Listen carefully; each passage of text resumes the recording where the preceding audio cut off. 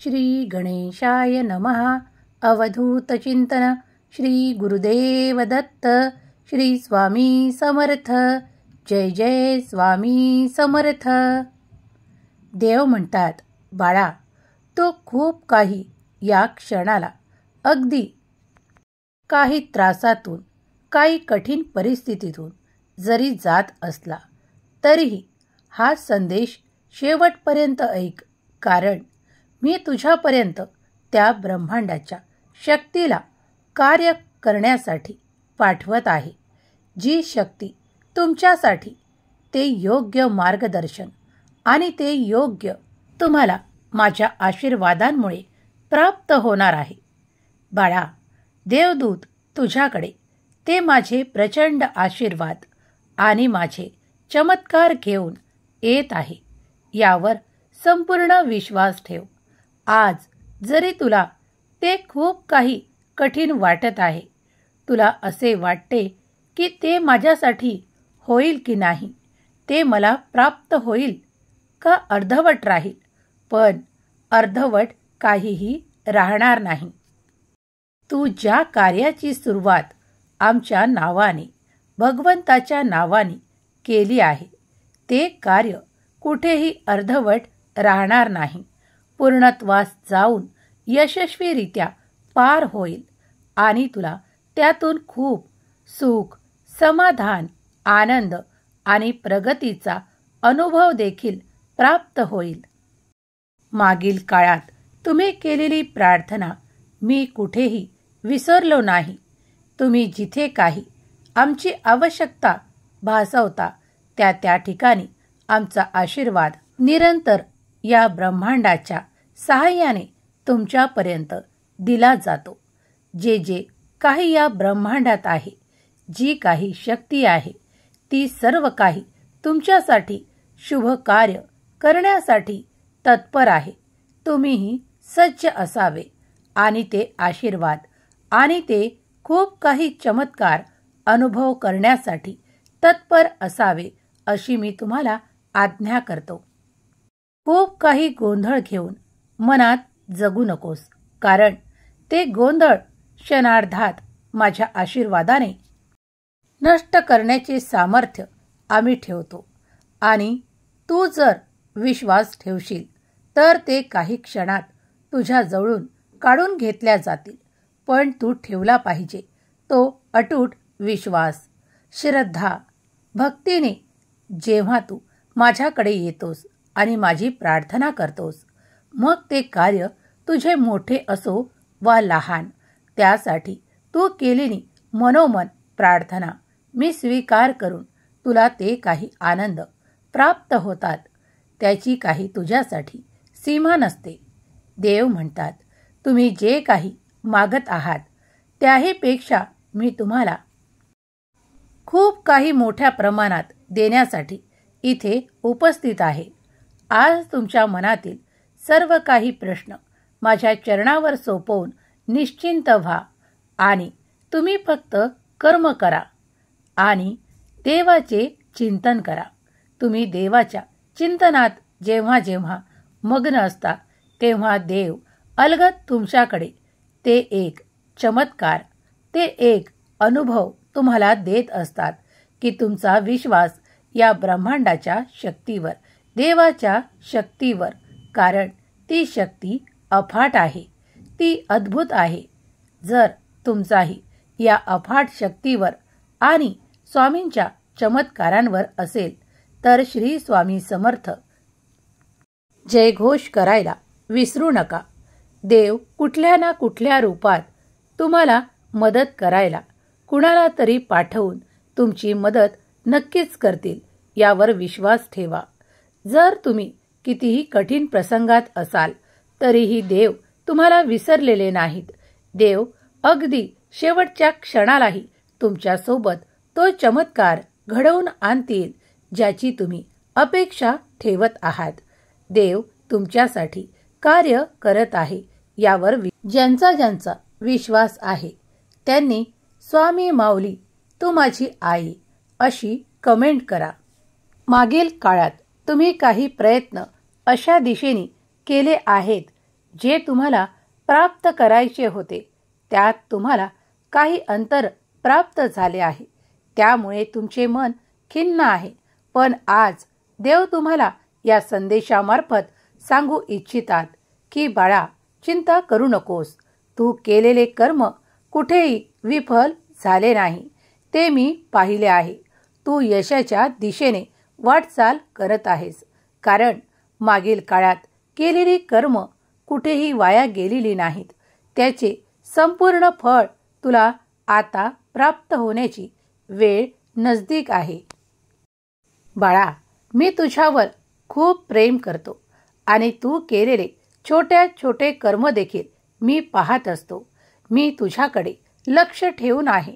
तू माझ्याकडे जी काही प्रार्थना पूर्वी केली आहे त्याचे उत्तर मी तुला आता लवकरच देईल. कुणासाठी ते अगदी काही क्षणात, काही तासात प्राप्त होईल, तर कुणाला ते 48 तासात प्राप्त होईल. कुणाला ते या येणाऱ्या 8 दिवसांमध्ये प्राप्त होईल. ज्याची जशी भावना आहे आणि ज्याची जशी भक्ती आहे त्याला ते तसेच प्राप्त होईल. बाळा, निराशा मनातून काढून टाक, कारण मी तुझ्यापर्यंत येऊन हा संदेश तुला देत आहे त्याचा काही ना काही अर्थ आहे. तेव्हा लक्षात घे की तू केलेले कार्य तुला पूर्णत्वास आणि त्या मोठ्या यशाकडे वळवत आहे. बाळा, पूर्वी केलेले तुम्ही जे काही आहे ते मला माहीत आहे. तुम्ही त्या काळात खूप काही निराशा सहन केली आहे. तुम्ही खूप दुःखीही होता. तुम्ही खूप रडलाही आहात. पण त्याही वेळेस मी तुमच्या बरोबर राहून तुम्हाला त्याच दिशेने वाटचाल पुढे करण्यास सांगितले होते. त्या काही सांकेतिक चिन्हांना अनुसरून तुम्ही आजही तेच कार्य पुढे नेत आहात, कारण यासाठी की त्याच कार्यातून तुझी उत्तरोत्तर प्रगती आहे. बाळा, तेव्हा तू माझ्या संकेतांना ओळखले आहे. तू माझा प्रिय बाळ आहेस. तेव्हा आता तुला आशीर्वाद प्राप्त होण्याची, तुला चमत्कार प्राप्त होण्याची वेळ नजदीक आहे. तेव्हा आता तुम्ही कुठलीही शंका न बाळगता आपले कर्म करा आणि सर्व काही देवांच्या चरणावर सोपवून निश्चिंत राहा. तुम्हाला ज्या ठिकाणी असे वाटत आहे की माझा तो काळ निरर्थक गेला आहे, पण तसे काही नाही. ज्या काळात जे होणार होते ते घडलेले आहे. आता पुढील काळात तुम्हाला ते मोठे यश प्राप्त होणार आहे. त्यासाठी देवाची तुमच्याकरता योजना आहे, जी आता पुढील काळात तुमच्यासाठी कार्य करणार आहे. देव म्हणतात, बाळा, जर तुझा माझ्यावर संपूर्ण विश्वास आहे ना, मग तू निश्चिंत राहा आणि काळजी मुक्त राहा. फक्त नामस्मरण कर आणि आपले कर्म कर. जेव्हा तुम्ही मोठ्यांना मान सन्मान देऊन त्यांचे काही ऐकता, तेही मी पाहत आहे. जेव्हा तुम्ही मोठ्यांना मान सन्मान देऊन त्यांचे काही ऐकता, तेव्हा मीच त्यांच्या मुखातून तुम्हाला कधी कधी ते मार्गदर्शन देत असतो. तेव्हा कधीही तुमच्या मोठ्यांचा अपमान करू नका.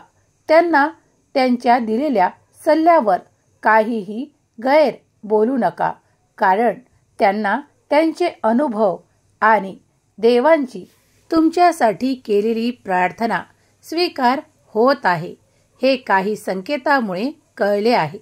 तेव्हा निश्चिंत रहा, कारण देवांचा आशीर्वाद तुमच्यावर आणि तुमच्या संपूर्ण कुटुंबावर येत आहे. तुम्ही मागील काळात जे काही गमावले असे तुम्हाला भासत जरी असले तरी ते सत्य नाही, कारण आता वेगवान गतीने, अतिशय जलद गतीने तुमच्याकडे ते सुख, ते समाधान, ते आनंद आणि ते आर्थिक चमत्कार प्राप्त होण्याची वेळ आली आहे. देव म्हणतात, तू केलेले श्रम कधीही विफल होणार नाहीत. बाळा, तू माझा प्रिय बाळ आहेस. तू जेव्हा मनापासून श्रद्धेपासून माझी भक्ती करतो तेव्हा मी तुला त्या कुठल्याही अशा नकारात्मक भावनेत राहू देऊ शकत नाही.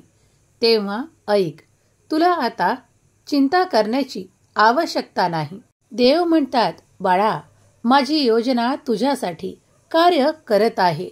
आता तू निश्चिंत राहा, कारण जेव्हा माझी योजना तुझ्यासाठी कार्य करणार तेव्हा तू ते पद प्राप्त करशील, तू ते सुख प्राप्त करशील, तू त्या मार्गाने आपोआप वळवल्या जाशील.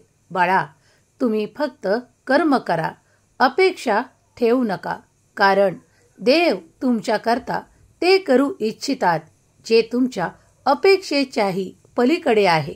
तेव्हा देवांवर विश्वास ठेवून निश्चिंत राहावे अशी देव तुम्हाला आज्ञा करतात. देव म्हणतात, चांगल्या कर्मामुळे तू खूप काही प्राप्त करणार आहेस. तेव्हा निरंतर तुझ्या जीवनात तू चांगली कर्म करत राहा, कारण त्यामुळे तुझे जीवन अधिक आनंदी आणि उत्साही राहते. कारण तू जेव्हा जेव्हा चांगले कर्म करतोस तेव्हा तुझ्या मनाला अधिक आनंदाची प्राप्ती होते आणि त्यामुळे तुझे पुण्य देखील अधिक होते. देव म्हणतात, पुढील काळात बाळा, तू असे काही प्राप्त करू इच्छितोस जे तुझे मन वारंवार त्या दिशेकडे तुला वळवत आहे. होय, तेच सत्य आहे. तू त्याच मार्गावर वळून पुढे जाशील आणि माझे आशीर्वाद निरंतर प्राप्त करशील. तुला ते हवे आहे तेच प्राप्त होईल. माझा तुला निरंतर आशीर्वाद. आज स्वामी आईने तुमची प्रार्थना ऐकली आहे. तुमच्या दिशेने धावत्या गतीने ते मोठे यश तुम्हाला प्राप्त होणार आहे. तुम्ही काही अशी पूर्वी कर्म केली आहेत ज्यामुळे तुम्ही ते प्राप्त करणार आहात, यात शंका बाळगू नका. देव तुम्हाला तेच काही सांकेतिक सांगत आहेत ज्यामुळे तुमचे जीवन समृद्धीकडे वळवल्या जात आहे. आजपर्यंत तुम्ही ज्या काही उणिवा अनुभव केल्या आहेत त्या पुढील काळात तुम्हाला कराव्या लागणार नाहीत. देवाचे संकेत तुम्हाला मिळत असतील. देव तुमच्यावर सदैव आशीर्वाद ठेवून आहेत, त्याचा स्वीकार करा. जे काही अनुभव तुम्हाला देवांचे येत आहेत त्यावर संपूर्ण विश्वास ठेवा. देव खूप काही गोष्टी तुमच्या हितासाठी करत आहे, त्यावर तुम्ही विश्वास ठेवा. तुमची प्रगती उत्तरोत्तर होत आहे, यावर देखील विश्वास ठेवा. तुमचाही स्वामी शक्तीवर आणि या ब्रह्मांडाच्या शक्तीवर विश्वास असेल तर होय स्वामी, विश्वास आहे अशी कमेंट करा. स्वामी देव तुमच्या जीवनातील प्रत्येक त्या ठिकाणी ज्या ठिकाणी तुम्हाला आज कमतरता भासत आहे त्या ठिकाणी तुम्हाला ती प्रगती देवत. स्वामी तुमच्या सर्व शुभ इच्छा पूर्ण करोत. तुम्हाला आनंदात हसत खेळत ठेवत. केलेली सेवा स्वामी चरणी अर्पण करते. श्री स्वामी समर्थ. जय जय स्वामी समर्थ. श्री स्वामी समर्थ. जय जय स्वामी समर्थ.